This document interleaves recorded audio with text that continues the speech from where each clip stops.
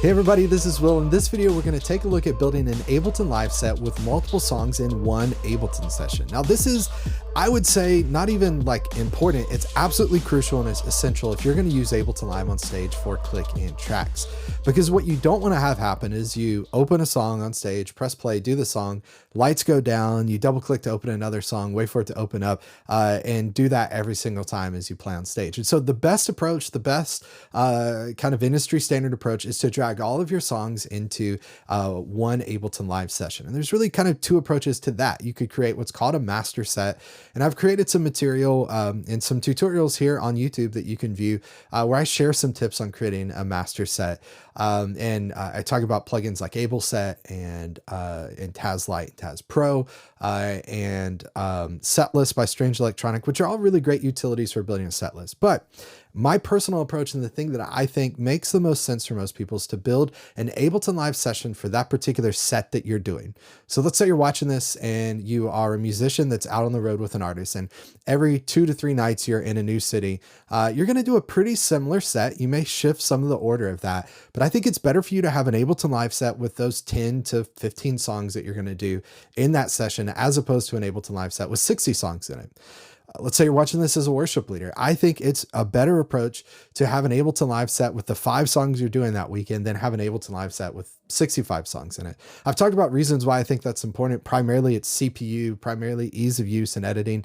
It's great to have your songs in one set, but it's great to do that particular set for that particular time. Nothing wrong with the master set list, but I don't think it's the best approach going forward. So if we're going to go to where we take all of our songs and build them into an Ableton Live set, how do we do that? Now, before we get into that, and I promise I'm going to get to it, before we get into that, it's super important that you do 2 things. I've been teaching for the past 2 weeks something called the 3-part framework for using tracks. And this is something I've discovered and been teaching for years and years, but it's something I discovered years ago because I needed a way to use tracks on stage that gave me freedom and flexibility, but in a way that was stable and was efficient. So a way that didn't take hours to build an Ableton Live set.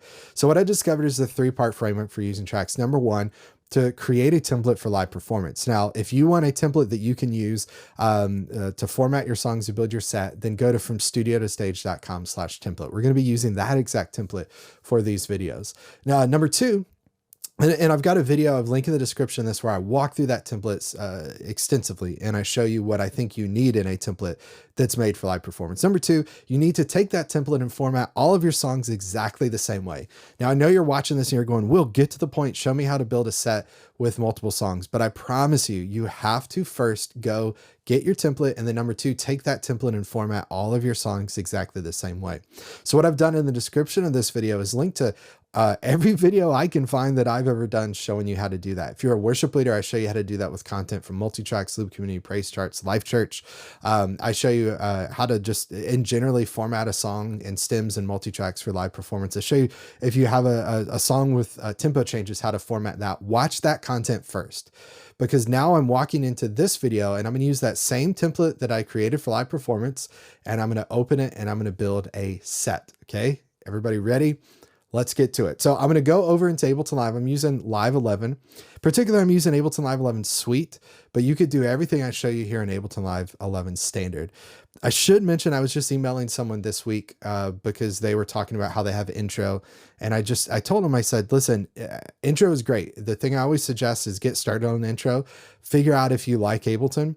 But then from there, if you're going to do clicks and tracks and use that on stage with Ableton, you got to at least have standard. So what I'm showing you today is Suite, but you can do this in standard as well. Okay, so I've got Ableton Live. What I'm going to do is first off, open my template. And again, this is the From Studio Stage free tracks template that I have. If you want to download it, you know where to go. FromStudioToStage.com/template is the place to get that. So first thing I'm going to do, very, very important to make sure I don't save over this, to make sure I don't mess anything up. I'm going to go up to File and I'm going to do Save Live Set As. I'm just going to save this on my desktop. Okay. And we're going to call this Will's Example Set. Now, what I think is super important is I think outside of this time watching this video, I think you need to take some time to decide what's your naming convention going to be. What's your file structure going to be when you name songs? So I think it's super important that you decide that Let's say you're a worship leader, that you don't name your set weekend set, that you put the date of that particular set. If you're out on the road traveling with an artist, then I think it's maybe important to put the city or to put the date of the venue of where you're going to be. If you're working with multiple artists and multiple bands, maybe put the band name in the set. Like whatever you need to do, think about that. Think what's going to work in your context, make a decision about that, and then open your template and save your set. Okay. And again, if you're confused at what this template is and where I got it and where I'm coming from, then check the link in the description to watch the full walkthrough of this template. Okay, so with this template saved, I'm pretty much ready to go. There's one final thing I'm going to do that I find is super beneficial. When I'm programming content and I'm working in live and I'm doing this on a continual basis and I'm building sets for an artist, or I'm using this in a house of worship church context, there's really two folders that I have at all times that I'm managing, either on an external hard drive or internal drive. I have a templates folder that has all my templates. You can see here, I have that. There's my templates folder with my free track template, advanced arrangement view, basic track template. But then I also have a songs folder. And in that songs folder is all of my songs that have been formatted exactly the same way using this template to format them. Okay. So what I'm going to do is I'm going to open Live's browser. So you click the arrow here, show hide button to show Live's browser. I'm going to click add folder. And then this is over on my desktop. So I'm going to click song and I'm going to hit open. Okay. And that's going to add this to Live's browser so I can work directly from Live's browser without having to go back and forth to Finder and open and close things. This just takes forever. Okay. Next thing we're going to do is press tab, because in order to run tracks efficiently on stage and to do it in a way that again, doesn't take a lot of time and we don't have to do a lot of formatting and dropping things in and chopping things up and doing math, we're going to run our tracks in arrangement view. And I've talked about this multiple times before. So I'm going to move over to arrangement view. I'm going to save us the time of giving you the whole spiel again. And let's get started. Okay. So the first thing you're going to notice in our template, we have 5 locators here. This is just the free template. The advanced tracks template has locators, I think 20 locators in it. You could always add more, but this is just a little time saving thing. So first thing I want to do is start with song 1. Okay. So this is, I just named this My Favorite Song Project. Okay. So that's the name of the song, My Favorite Song. So what I'm going to do is click the arrow to the left of the live project folder, and then I get the live set here. So I'm going to click on the live set and I'm going to drop that into my set. Okay. And what you see that comes with this is we see a group track. And in this group track, it has all of my stems. It says My Favorite Songs. And then I have click tempo guide, markers, and original track. And you'll see all of these are the same as what's up here. So these are my blank files that were in my template. And then this is what came with my song. Here's what I do for song 1. I'm going to select all of this content. I'm going to do Command X, which is my cut command. It'd be Control X if you're on a PC. And then I'm going to scroll all the way to the top here. I'm going to press 1 so that I go all the way to the left. And the reason I almost glazed past this is one of the best things about this template. The reason I pressed 1 to get there is if I do Command K to show you key mapping, I've mapped locator 1 to 1. So that pressing 1 immediately jumps me over to the left. Okay. So now I can do Command V. Oh, let's go back over there. Command V. And I'm going to paste all of that content in the top track here. Just trust me for a moment. It may not make a whole lot of sense as to why I did that, but just trust me for a moment. Okay. Now I'm going to delete these additional tracks here. Okay. The original ones that came in, I'm going to hit delete, and song 1 is ready to go. Now, if I have any if I have any time signature changes in this song, this would be a place where I would go and add them. So I could go in and let's say up here, let's say this turnaround has a measure of 2, or maybe there's a measure of 2 right here. I could right click and do insert time signature change 2/4. Okay. And actually this does have time signature changes, this particular song. So we could go in here and then we want to go back to 4/4 at this point. So I could do insert time signature change 4/4. That's going to get our grid back in line. Let's see if this gets off anywhere else. I forgot. Actually, this is a perfect example because this song does have a couple measures of 2. This one I think is 2/4. So we'll do 2/4.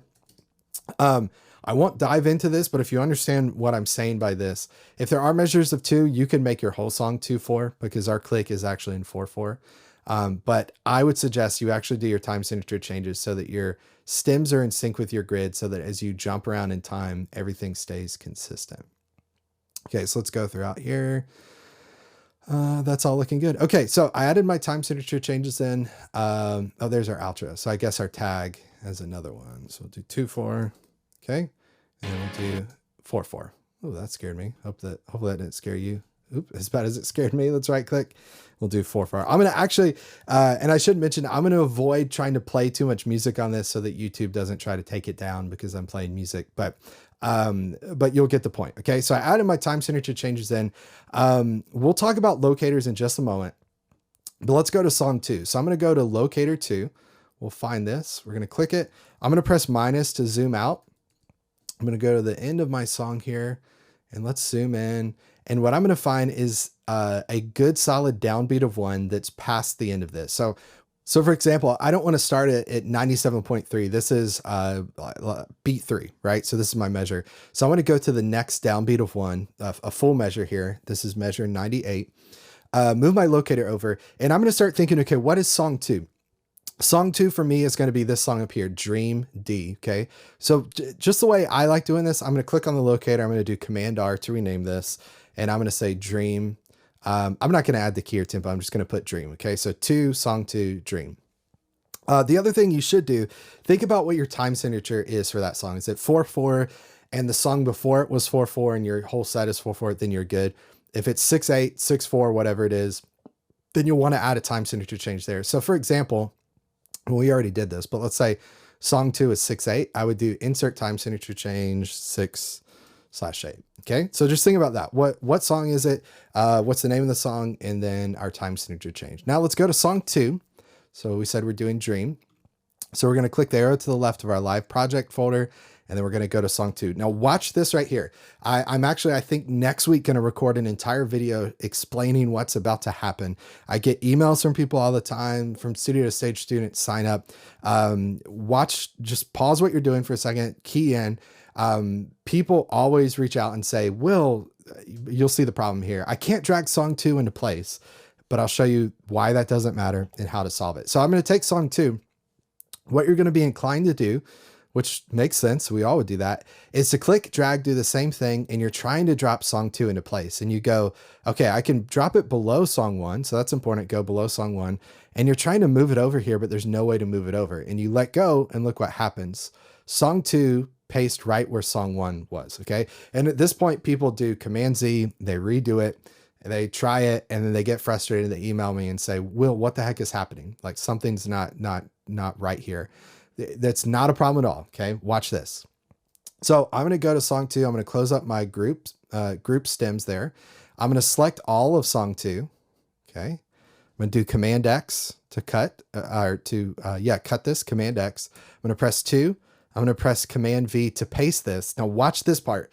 Do not miss this part. This will save you so much time. Okay. While everything is still selected, I'm going to hold Shift. Okay. And I'm just going to click right above the stems here. Okay. So I'll zoom in a little bit. So right where it says original track, I'm going to hold Shift and click here. So essentially what I did is I'm selecting everything above my stems. I'm going to do Command X. I'm going to click anywhere in my click track. Okay. So up at the top, I'm going to press 2, which jumped me all the way over. And then I'm going to press paste. Okay. So effectively what we did was we moved song 2 into place. We moved our click tempo guide markers original track up to the top of our set. And as you guessed it, we're going to select the ones that came in with our song and delete those. Now we could go throughout this song, add time signature changes if we want to. Again, we'll deal with and talk about locators in just a moment. So bear with me, but we'll add any time signature changes we have. And then let's go to song 3. So song 3 is in 4/4 as well too. So I'm going to grab 3, press minus to drag. We're going to put this at the end of our song. And again, make sure to zoom in and make sure this is just right. Okay, so we can put this here. You could give it a little bit of space. We'll talk about transitions at the end of this video a little bit, not a whole lot, but you know what, for the sake of it, it's a good practice. Let's give it a little bit of space. That doesn't matter a ton here, but we'll give it a little bit of space there. Okay, so now let's go to our last song. This is Battle Belongs. This is a worship song, the Phil Wickham song, but it doesn't matter. Same context, whether you're doing it for a church in a giant stadium, a small club, whatever it is, same exact process. Okay. So I'm going to go in, I'm going to take this song, we're going to drop it in. We're not going to stress because it doesn't drop into place. We're going to do the same thing. We'll close that up. We're going to jump over here, select all this content, going to cut. We're going to do 3. We're going to paste. We're going to hold Shift. We're going to click here. We're going to cut, click up here, click 3. We're going to paste, and then we're going to delete. Okay. I particularly went fast on that just to show you how quickly this can go. This video so far, we're 15 minutes in. We've got 3 songs done. But the truth is, if my loud mouth wasn't blabbing this entire time we just did this, we'd be done in 2 minutes, right? That's the benefit. And the reason why we're using a template, we're formatting all our songs with our template, and then we're building our set with our template, because everything just drops into place, which is amazing. Okay, so we've got all 3 of our songs here. I guess we should name this song as well too. So let's go back up here. Let's name this, because we want everything to look nice, neat, and clean. So we'll call this Battle Belongs. If I could spell, that would help. Okay, there we go. So now we'll zoom out. Let's take a look at this. First thing you got to do is look at it. Okay. And so, what I'm going to do, I've only got 3 songs in here. Again, I've got 5 locators added into my live set. So I could add 2 more songs if I wanted. If I wanted to add more locators, I could do that if I wanted to add more songs. But for the sake of the free track template, we've got 5 locators added in. For this particular video, we're just going to do 3 songs. So what I'm going to do is go back into live, and I'm going to click on locator 5 and hit delete, and locator 4 and hit delete. Okay, so with those locators deleted, let's do Command S. We're going to save this.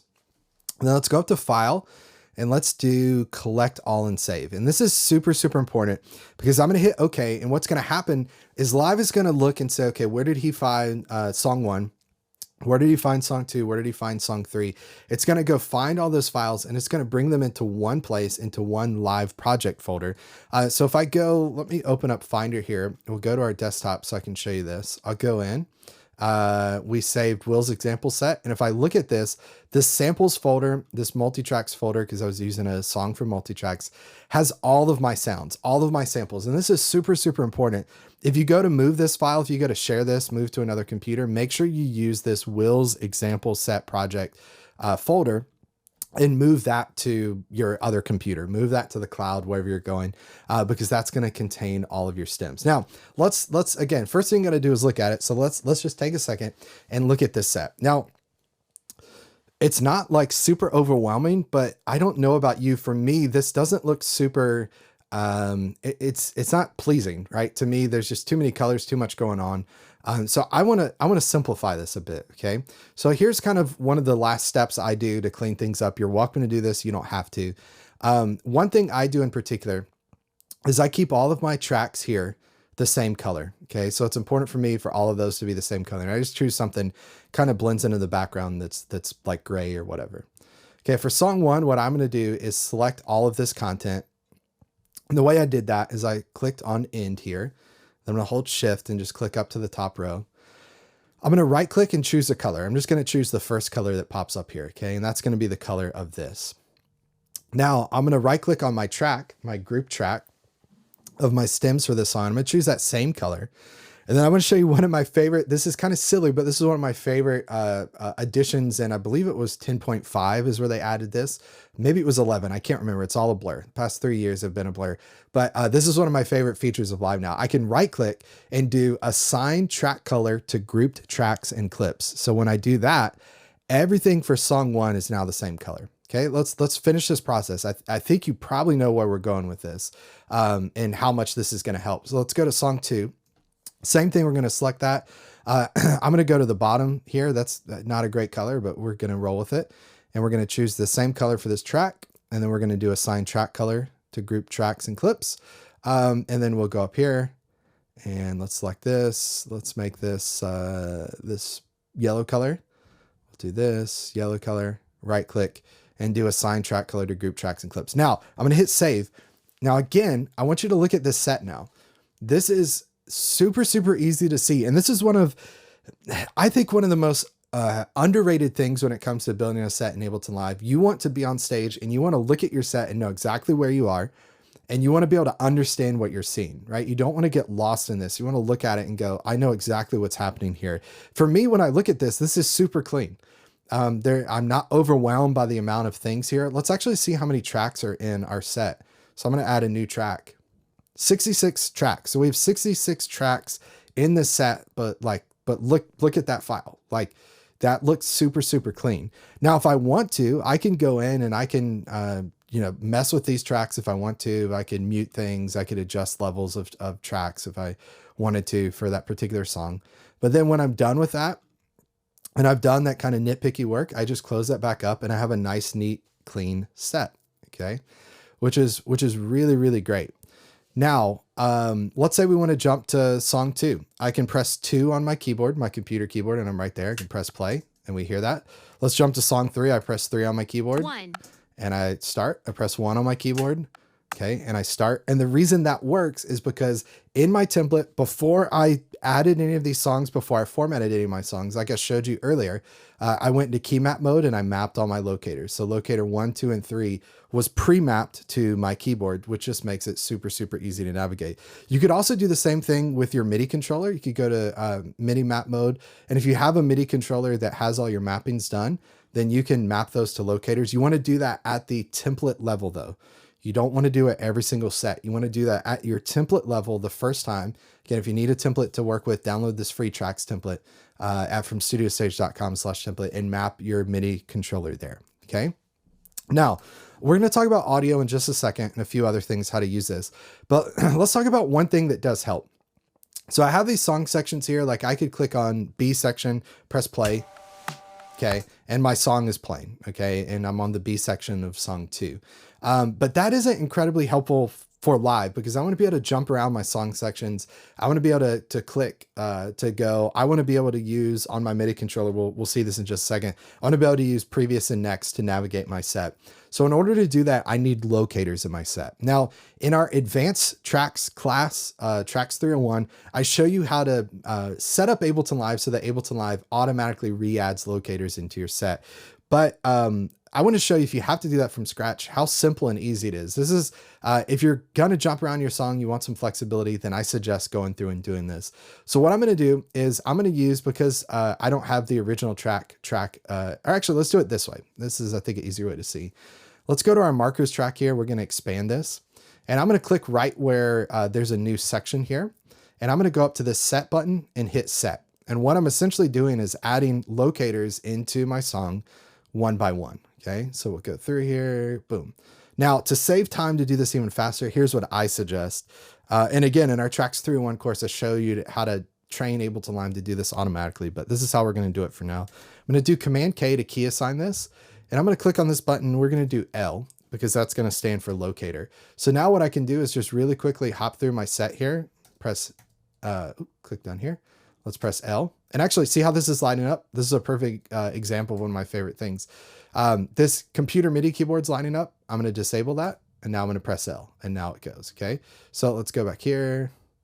We're just going to go through our song. And you probably want to zoom in a little further than I did so that you can see a little better or have better eyesight than I do, or maybe move your, let's be fair to myself. I got to defend myself here publicly. Just move my computer monitor closer to my face. It's pretty far away right now, which is definitely not helping my eyesight, but I'm just going to go through my songs, add these locators in. This is the longest part. Again, we can have Live automate this and you don't necessarily have to do this unless you're going to be jumping around and navigating around your song, but we can add our locators in here. We're almost done. I'll show you another thing that actually helps. I should have mentioned this before, and it would limit the amount of times I keep doing this. I'm going to right click and change my grid to 1 bar. Okay. See how much easier that is to see? I don't need that fine of a resolution. I think we're on like 1/8 notes. And we're probably using adaptive grid, so it was changing as we were going, but I can zoom out a bit here and just do this, right? That's so much faster. I apologize. I should have showed you guys that earlier. Looks like we have some time signature changes here. For the sake of time, actually, let's do them. Let's be a good citizen in the world here and add our time signature changes in for this song. I was kind of cheating before. Okay. Let's hit L. That's what we got there. We'll keep going. Okay. So you could see, I mean, I'm casually talking and doing this. If I did this in real time, there's another time signature change. I mean, we're talking 5 minutes tops for our song, right? It doesn't take a whole lot of time. Again, if you're interested, you could check out our Tracks 301 course to figure out how to automatically add locators. But I'm just going to go throughout my song, add these guys in. It's not a super long process. Doesn't take forever. This is the stuff I encourage people to do. Like you know, you're sitting on the couch watching Netflix or whatever, watching Ted Lasso, whatever the kids do these days. Just do this then, right? And then you're good to go. Okay, now let's hit save. So our entire set has locators. So here's what's cool about this. Again, I can press 1, 2, and 3 on my computer keyboard to jump. There's song 3, there's 2, there's 1. Now we have all these locators in. What that means, and I'm going to stay in this song here. What that means is I can go to, let's go to our A section here. And I can press play on my computer keyboard, or pressing spacebar rather. Let's pick back up there. Okay. And let's say I want to jump back. Okay. So if I want to jump back to this section, or let's jump to drums, I can click on drums here and it's going to navigate and jump back to the drum section here. Now that's not super great right now using my keyboard doing that, but it's super great when we take our MIDI controller and do that with our MIDI controller. So what I'm going to do, I'm going to plug my MIDI controller into my computer. You'll see it powers up here. Now I previously went into preferences and I've assigned all my MIDI mapping stuff. I've enabled remote on my, I forgot what this is called for a second, my Oak Board Mini. There you go. You see remote is enabled. So what's cool about this is all of this is pre-mapped. So in my template, let's press stop. So I'm going to go back to stop. I can press play. My song's going to start playing. I can press stop to stop, right? And then I can navigate my song. So let's show you on my template here. So again, we have previous, we have next. As I press next, and I'll show you back in live, I'm navigating and jumping through these locators. Okay. I can jump through every single one of my songs if I want to. If I want to repeat a section, I just press previous to repeat it, right? And it's going to jump back and repeat that. Play, stop, previous, and next. All of those buttons, all of these buttons here, those were pre-mapped in my template at the start, right? So again, I open my template and I map that stuff. I build my set, I just press play and it works and it's there. So basically what I love, another reason I love Arrangement View is when I go to step on stage and press play, I can just have my set run and I can go from song 1 to song 2 to song 3. If I want to stop, I can give some space here. Like we did here, or I can use what I call a stop clip. We won't cover that in this particular tutorial. I could add a stop clip if I wanted, or I could spend time actually working on transitions and edit this. So I could say, you know what, let's have it transition. Let's take this. I'm going to do Command Shift Delete to delete that time. I'm going to take these clips. Let's drag them back out. Okay. So we drag them out here. Oops. If we do this right, this will actually work. There we go, drag them back out. Let's add a fade to the end of these clips. So we'll select them, do Command Option Fade. And then let's take these clips as they're coming into the song, Command Option Fade, we'll apply a fade there. And now I can get a crossfade between these two songs really, really quickly. And I can make that whatever I want it to be. But what's cool about this entire set, I could decide, and again, if I wanted to use a stop clip, this takes us a even step further. I can just press play and my songs just run. I could do a pause and go to next track, which we teach in our Tracks 301 course, to where I get to the end of song 1 and it stops and it's like song 2 and I just press play. It makes it super, super easy to navigate in our set, and we're very hands off. And again, if I want to repeat a section, I just press previous locator and it repeats. If I want to jump to the next section or navigate my song, I press next to navigate it, which is really, really cool. Now let's talk about audio routing. We're almost done. Let's talk about audio routing. I drug all my songs into my set. I've color coded everything. Everything looks super great. But what do I do with my audio routing? What's really great is now I'm in my studio here at the house. But if I was on stage and I went to press play, let me show you over in session view so you can see our routing. If I went to press play, all of my tracks would automatically go to the outputs I've already decided. So if I plugged in my 8-channel interface here, you could see that all of my my return tracks are routed. Now, where are my return tracks getting audio from? It's getting audio from each of my individual songs. And if you watched any of our formatting stems and MultiTracks for live performance previous tutorials, you know that at the song level, we decided which one of our return tracks our songs should go to. So I drag my songs in. I don't have to redo audio routing. I just literally drag them in. Those tracks are going to follow return tracks and are going to go to these return tracks, which are then going to go to whatever outputs I've defined here. What's cool about this is, let's say that song 1 is just a little too loud. Let's bring it down. And I brought every single one of those stems, the volume of every single one of those tracks down, but it still has the separation here. Now that's great. But you could see, let's look here. You could see that I have, should have an 8-channel interface set up and ready to go for this, but I actually don't. I'm walking on stage. Let's show you what I've got here. Instead of my 8-channel interface for this particular gig, all I have are two outputs, right? I have my headphone output, which is going to go click and guide to the left and tracks to the right. So what do I do then? This is like, oh man, this is going to take forever. I got to go through all my tracks and reassign them. Nope. Watch this. For that, and then that particular scenario, what I'm going to do is take all of my tracks. Audio out is already selected here. External out is already selected, and we're going to say 2, and I'm done, right? I still have all that separation back where it was, but everything is separated out. All my click and guide is already set to go to 1, and all my tracks are already set to 2. This is one of the big reasons, and I'll make a note here to link to my sends and return video where I go more in depth on this. But this is one of the big reasons why I preach the gospel of sends and returns is it's all about freedom and flexibility for me. It's all about quick changes. It's all about responding in the moment. And I can take this set that I've built, and if we're on a fly date and all I have is 2 outputs, I don't have to redo everything. I just change outputs here at my set level. I change nothing with the song. I still have the separation there if I wanted it. If I wanted to go back to 8 outputs, it would be there. But it's part of the great life of following the 3-part framework for tracks, which again, as a reminder, is create a template or download from studiostage.com/template. It's the best place to get your template if you want that. Number 2, take that template and format every single one of your songs you're going to use exactly the same way, whether it's a click track, a song you've purchased, a song from this producer, a song from that producer, they all need to be formatted exactly the same way. And another thing I forgot to mention, what's great about this, when I brought these songs in, each one of these has a different amount of tracks. Like song 1 has tons of tracks. Song 2 has hardly any. Song 3 has a decent amount of tracks too. It doesn't matter. I just drag them into my set and they drop right in. Like I don't have to go and take and drag and drag and drag and drag. So this entire process, while this video is 30 minutes long, this entire process of building our set, if we have formatted all our songs the proper way using our template, takes less than 5 minutes, which is amazing. And again, so we have that template. 2, we format every single one of our songs exactly the same way. Then it gets us to this, the payoff. The reason we did that work in the first place is so that we can drag our songs into our template and press play. Again, your MIDI routing's done, your audio routing's done, everything's color coded and looks super nice, so it's easy to follow.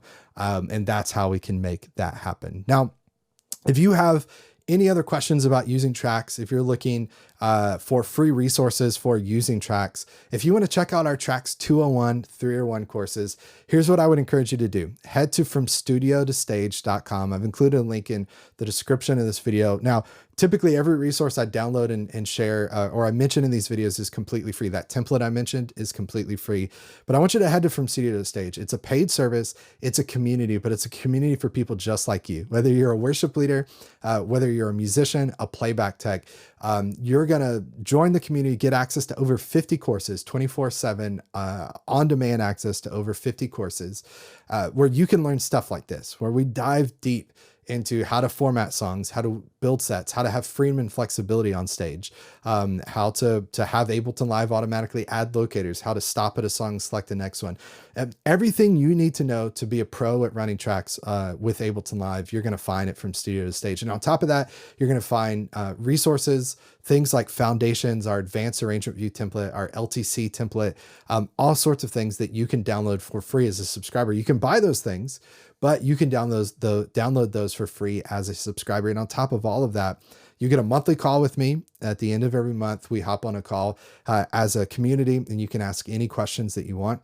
And you're a part of the community. So you can ask questions in the community. You can engage with your fellow students and members. You get some great member-only discounts, just tons and tons of stuff. Again, I know I typically point to a free resource at the end of these videos, but I would encourage you to head to FromStudioToStage.com.